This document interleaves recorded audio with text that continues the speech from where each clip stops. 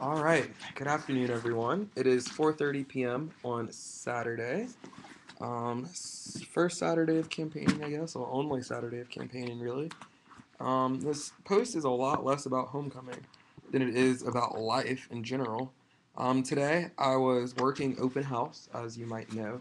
I'm president of Hokie Ambassadors, and I'm also the open house coordinator.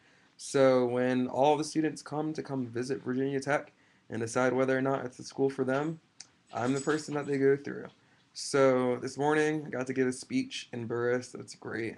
Gave one for Okie Focus last year too. But the coolest moment of my day actually had nothing to do with actual open house. I was just doing my duty, my job, just patrolling the front of Burrs, making sure that everyone knew where they were going, and wrapping up tour groups, getting them ready to go out. When an older gentleman brings a student to me, and the student is from China, and he does not speak very much English. And he literally said that someone like in Burris told them that I was going to be on the steps, told him that I was going to be on the Burris steps, and that I would be able to help them. Well, needless to say, I don't speak Chinese, so I don't know how I was supposed to help this guy. But of course, I did not just say, "Hey, like go away. I don't know Chinese. I can't help you."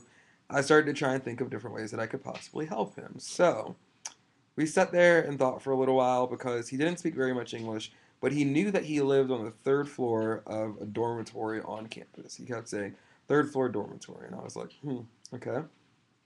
And so I asked my tour guides, I was like, do we know of any residence halls that are only three floors? And someone says Behringer. And I'm like, well, he's an international student, so maybe it wouldn't be Behringer, but maybe they would house him somewhere where they keep like international students on like Thanksgiving break, winter break. So I started thinking of the World, which is a themed housing program, a house out of Newman Hall. And but then I started thinking more about it, and I was like, well, worst comes to worst, we can just walk over to Newman, see if that's his place, and if it's not, then we can kind of move from there. It wouldn't hurt to walk over there and try it out.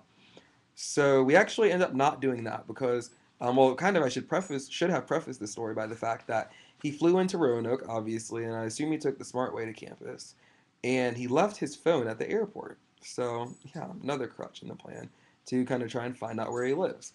So he said he leaves his phone at the airport. He's not really sure. Charlotte, don't step on my iPad. Come on. And so his someone ends up, I don't even know who it was, but someone ends up bringing him his phone from the airport. And then so he starts going through his messages and stuff. And as he's doing that, I find a program called Google Translator. And shout out to Ashley Lanza actually, because she's the one that encouraged me to use it, because she actually went to China a couple months ago, I think, over a trip over abroad over summer. And so I started using Google Translator to speak with him. I would type in English letters, it would translate it to Chinese characters, and then I went into the App Store and the iPad and downloaded the Chinese keyboard so that he could use that also. And it was the coolest thing that actually, let me show you. Here is what. Oh yeah, by the way, living room. This is like completely unrelated, but this is the big chalkboard VT that's on the wall in my living room. Yeah, obsessed. I know. So this is my iPad, and this is what Google Translator looks like. And as you can see, it's currently set to go from Chinese to English. But if I tap this little globe button down at the bottom, it turns it into a Chinese keyboard. And you can take your finger, or I gave him the stylus that I had, and you can write different Chinese characters right there. So I would write in English, hand him the keyboard, and then from there he would be able to speak back to me. It was the coolest thing ever. So on literally like after about an hour and a half of passing back and forth, and not even just talking about getting him home, but after a while we didn't really have anything else to talk about because we had to wait for me to get off of work at like 2:30. So he started telling me about the different video games that he played. He asked me if it was reasonable to ask how I became in a wheelchair. So that was really cool. Just like I feel like it's a culture thing. Like Americans, well, I say Americans like I've ever interacted a lot with any other culture, but my friends that I meet are usually pretty apprehensive as far as asking, or very not apprehensive, but just apprehensive. Yeah, whatever. That's the word I'll use. And but he was just like, yeah, like, is it reasonable to ask? Is that cool? So of course I shared the whole story with him. I really don't mind telling people that story. I'd rather people know than be like awkwardly curious the whole time. So we got to know each other pretty well actually.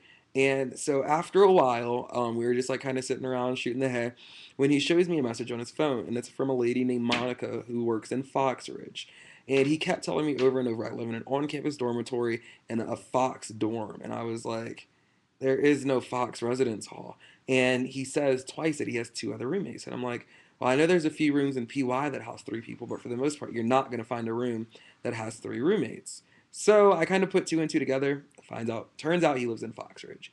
So I call this Monica lady. She doesn't answer the phone. She's busy. This video is getting really long, so I'm trying to give you the Cliff Notes version. She calls me back about 30 minutes later, and I give her the name. I give her this kid's scenario, and she's like, "Yes, actually, he does live in Fox Ridge. One of his friends just moved in yesterday. He's moving in today, and another friend's moving in tomorrow.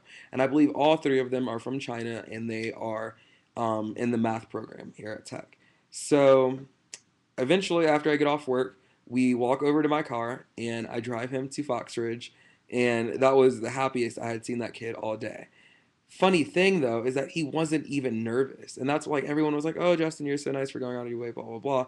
But all I could think of was if I was in his shoes, if right now, like at 4:36, 4:37 on Saturday evening, if I was in China around no Americans, no one that spoke my language, no one that I even thought might have looked kind of familiar, I would have been bawling my eyes out. I would have been freaking out. So it was really, really, really nice to be able to help him and know how appreciative he was for that.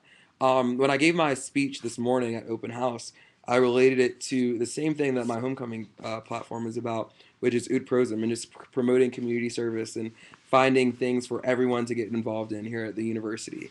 And for me, that was kind of probably like the most Ut Prosum-ist thing that I've ever done was, finding a way to kind of break down that language barrier and really help this kid out. So I just wanted to share that story with you guys. I'm sure you didn't watch this entire 7-minute video. If you did, thanks.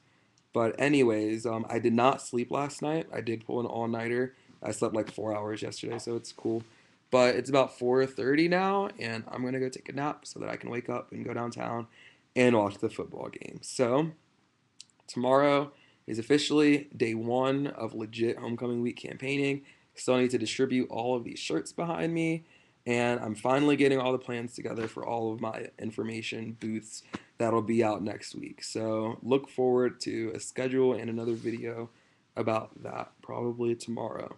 So everyone get ready, tune in to ESPN3, come downtown, make sure you watch the Hokies play today. Hopefully we'll come away with the win. All right. I'm going to go eat my peanut butter and jelly now. Bye, guys.